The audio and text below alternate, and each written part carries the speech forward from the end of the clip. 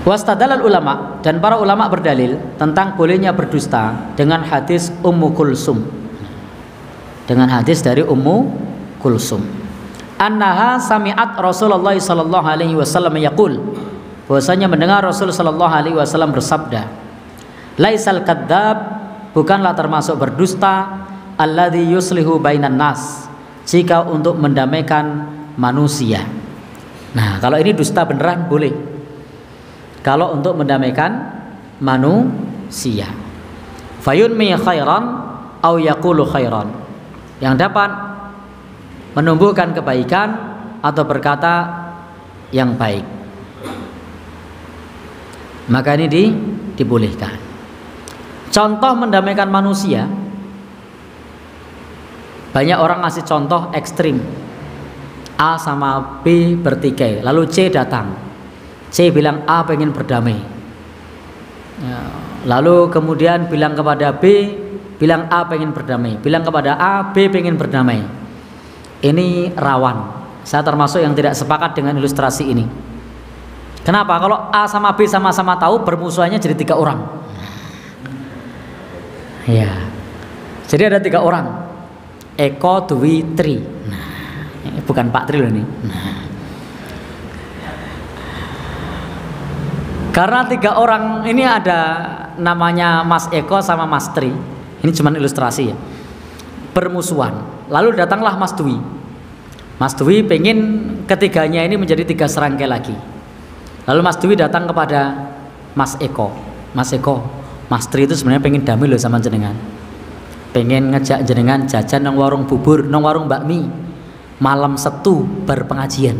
Nah, nang di Ngirli, pinggir kali. Nah, misalnya. Lalu kemudian si Mas Dwi ini bilang juga kepada Mas Eko, Mas Tri, Mas Tri, Mas Eko tuh pengen damai sama jenengan, ngajak makan ber KMS di Ngirli, pengen damai gitu kan. Ternyata kemudian penasaran, Mas Eko WhatsApp, bener po kowe ngajak damai po? Dibalas, wegah, nah kan konangan toh iki. Ternyata, wah berarti si Dwi gawe-gawe, nah musuhannya malah wong telu. Jadi musuhannya malah tiga orang. Baik. Meskipun hal itu bisa dengan catatan tadi dilakukan serapi mungkin. Jangan sampai kemudian malah yang bermusuhan menjadi 3 orang. Jadi silahkan seperti ilustrasi Eko Dwi Tri tadi boleh, dengan catatan dibuat serapi mungkin supaya tidak malah nambah masalah. Mungkin tidak kira-kira nambah masalah? Ketahuan? Mungkin. Sehingga harus serapi mungkin. Maka saya sering buat ilustrasi yang lebih mudah. Ini ilustrasi dalam rumah tangga yang barangkali Bapak Ibu sering mengalami. Ini antara ipar dengan istri, antara menantu dengan mertua. Itu biasanya kalau menantunya putri, mertua putri, itu jarang cocok. Biasanya. Baik. Nanti silakan tanyakan sama Pak Tujio. Maksudnya beliau ini sudah banyak malang melintang di mana-mana, menjumpai berbagai tipe keluarga. Saya banyak mengambil nasihat dan ibroh dari beliau. Nah, itu nanti bisa menyampaikan nasihat-nasihatnya. Nah, beliau ini memang tampak masih muda, tapi kalau masalah ide-ide perdamaian itu alhamdulillah saya banyak mengambil dari beliau.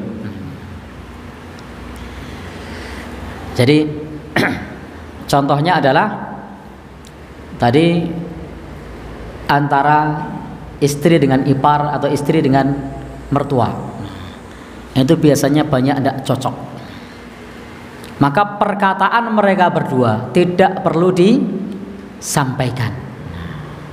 Kenapa tidak disampaikan? Karena justru dengan kejujuran Anda itu merusak rumah tangga. Jadi dengan kejujuran Anda merusak rumah tangga. Antara ipar dengan istri misalnya, iparnya komen, istrimu begini begitu, lalu istrinya komen, kakakmu begini begitu. Apa sikap kita? Apakah disampaikan? Menengwahi. Nah, inilah bentuk dusta itu. Dia tidak menyampaikan. Nah, biar dia wingi tok omong karo bojomu, wis. Ndak dibilangin. Bojone ngomong, "Piye Mas, wingi tok omong karo mbakyumu?" Wis. Kenapa tidak disampaikan?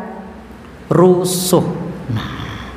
Maka ini namanya dusta dalam rangka mendamaikan orang supaya rumah tangga tidak rusak.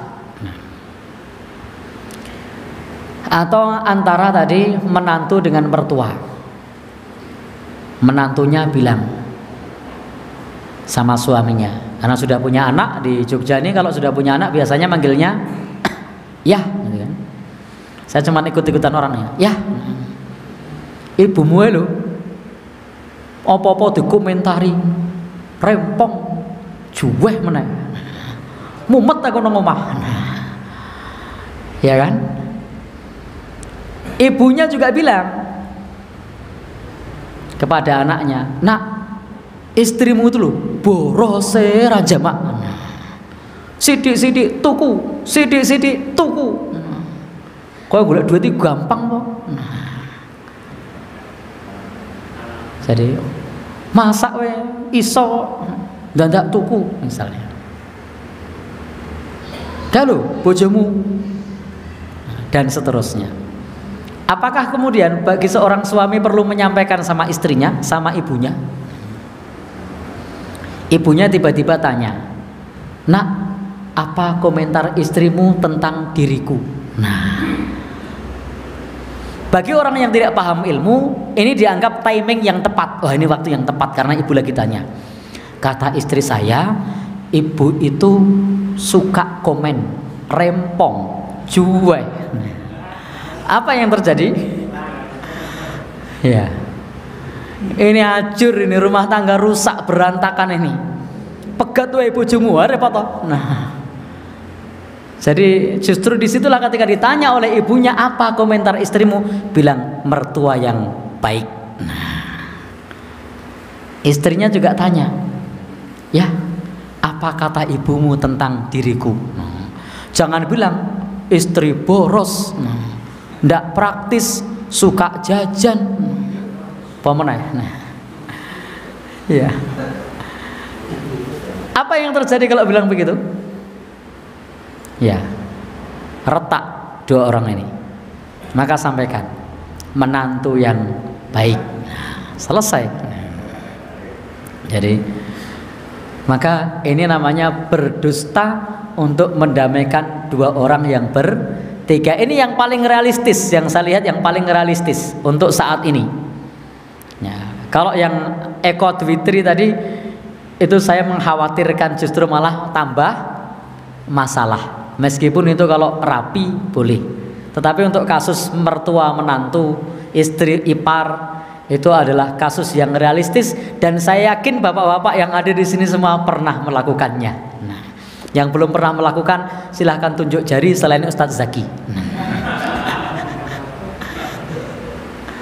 Nah, berarti sudah semua nih. Baik. Ya, Mas Agus kameramen. Ini yang ditanya jamaah ini.